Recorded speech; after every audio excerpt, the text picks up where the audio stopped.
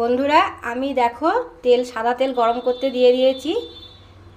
তেলটা একটু ভালো করে গরম হোক বন্ধুরা, তারপর আমি এতে দেব ওই যে কুচানো আমার আদা রসুন আর কাঁচা লঙ্কা।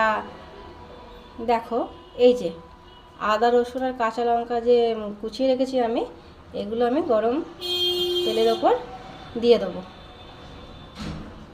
আদা রসুন কাঁচা লঙ্কা কুচানোটা গরম তেলের ওপর আমি দিয়ে দেবো, একটু ভালো করে ভেজে নেব।